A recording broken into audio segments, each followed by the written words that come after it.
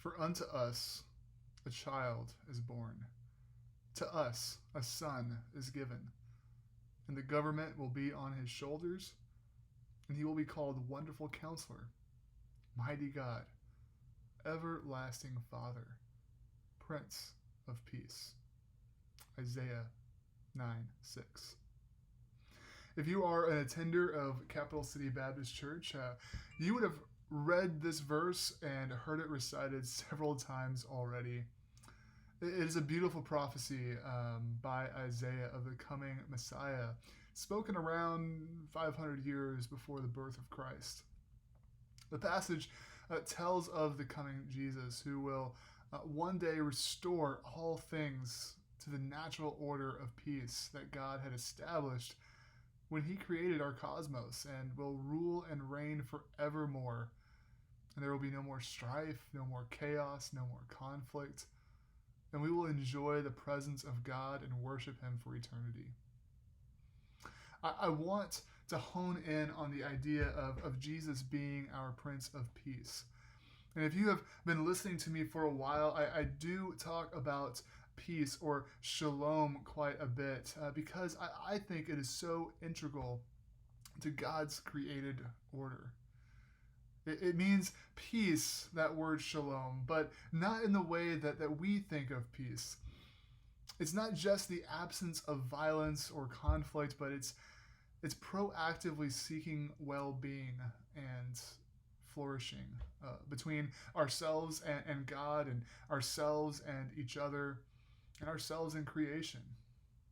I like to call it God's ecosystem of love, which we know was completely shattered when sin entered the world through our primordial parents, when they rebelled against God. And ever since that moment, sin has been grafted onto our DNA.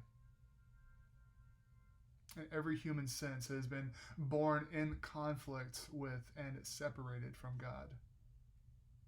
But Jesus, God among us, Emmanuel, made himself weak. He humbled himself. And even though he did nothing wrong, and in fact, we were the ones who sinned against him, he made the first move. He took our place and took on our punishment so that we could be made right with God. One day, he will return.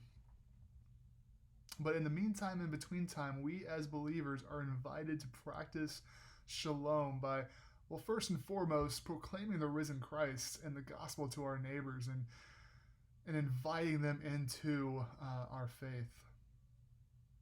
And we do that by being good stewards of the creation that God left in our care.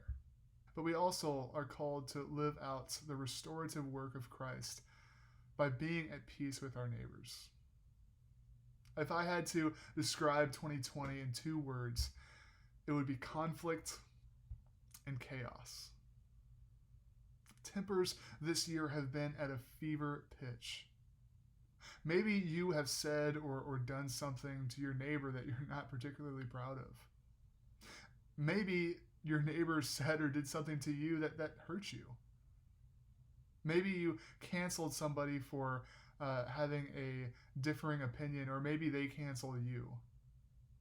Maybe you've had a falling out with someone this year or years past.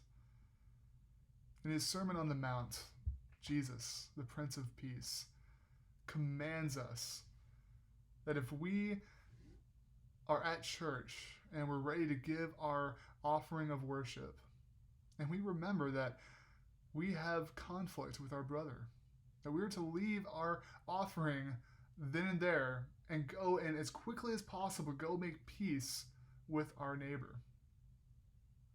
When you make it right, then you come back and worship God.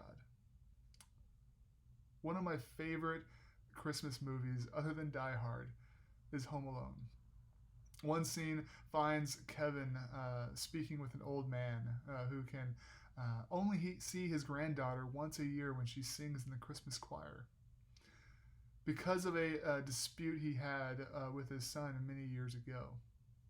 Kevin encourages him to give him a call, and lo and behold, on Christmas Day, he gets to witness the reuniting of his son's family with his father. This Christmas, my challenge to you is to practice shalom. If you haven't accepted Jesus' gift of salvation, then practice peace by surrendering your life with Christ.